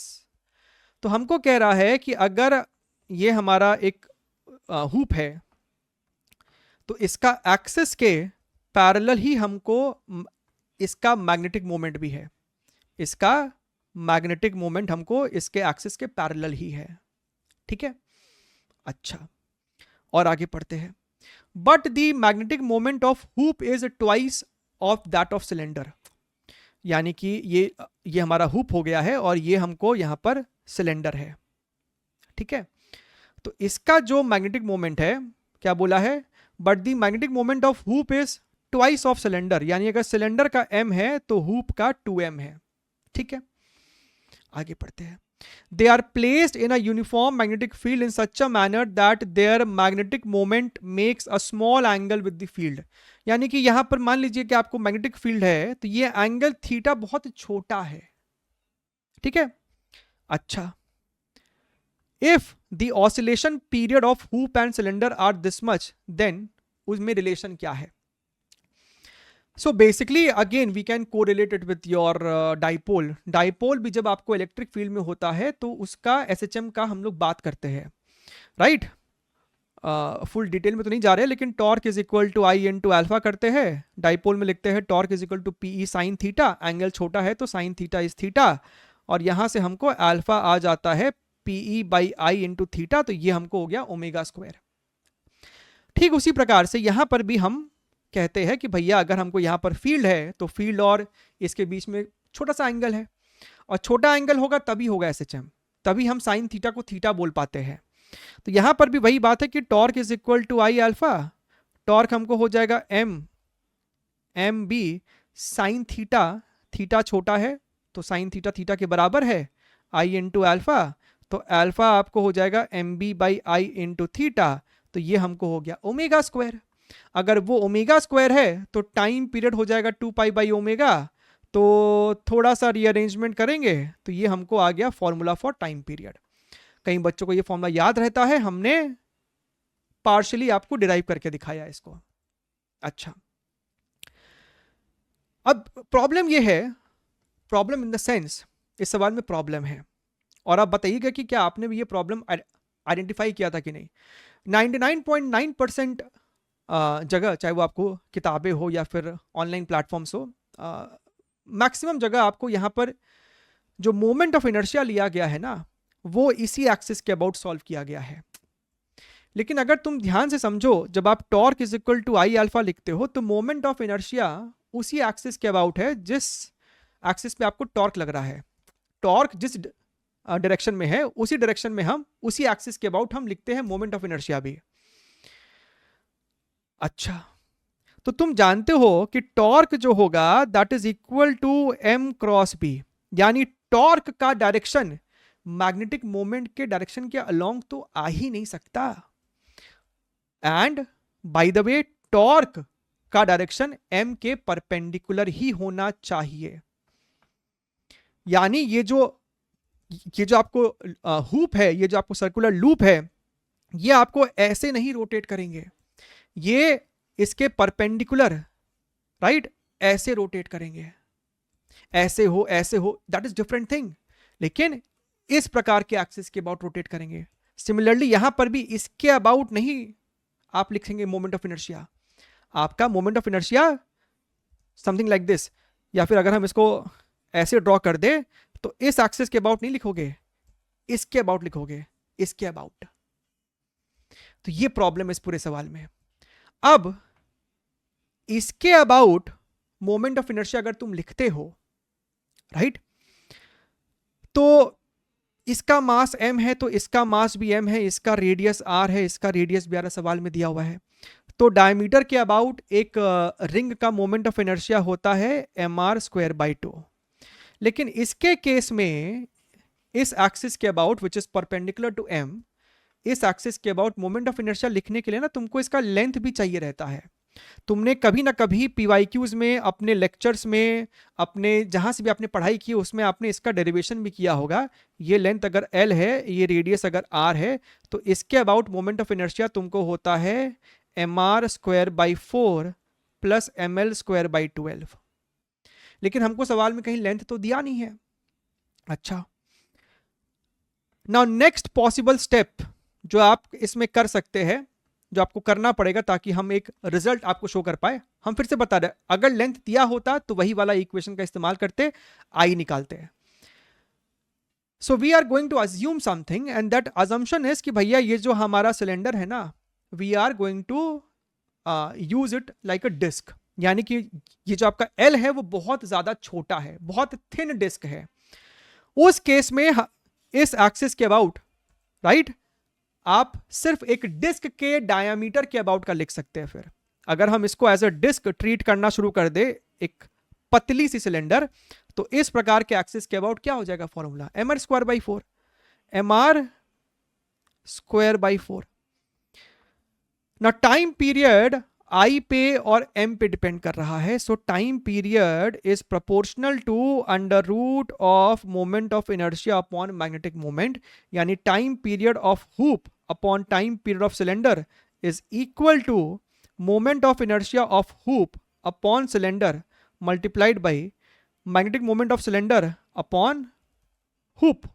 ठीक, अच्छा, व्हाट इज हुप का moment of inertia, mr²/2, this is your mr²/2, ये है अपने को mr²/4। Cylinder का magnetic moment कितना है m, ये है हमको m और ये है हमको यहाँ पर 2m। तो अगर ध्यान से देखें तो m ने m को मार दिया, ये सब मरेगा और ये ऊपर जाएगा तो ये 2 हो जाएगा और ये वाला 2 इसको भी मार देगा, तो आपको यहाँ से 1 आएगा, यानी कि जो आपका TH है वो आपको TC के बराबर आ जाएगा। एंड 99% जगह जो इस एक्सिस के अबाउट मोमेंट ऑफ इनर्शिया लेके सॉल्व कर दिया गया है, which is conceptually fundamentally incorrect, यानी कि बिना दिमाग लगा के सॉल्व किया गया है। कोइंसिडेंटली आंसर तब भी आपको यही आ रहा है। ठीक है, आंसर हमने ये दिया है, लेकिन अज्यूमिंग कि मेरा जो लेंथ है वो बहुत छोटा है, यानी कि हमने इसको थिन डिस्क की तरह ट्रीट किया है यहां पर। चलिए ध्यान रखिए, take care, wish you all the very best and bye bye.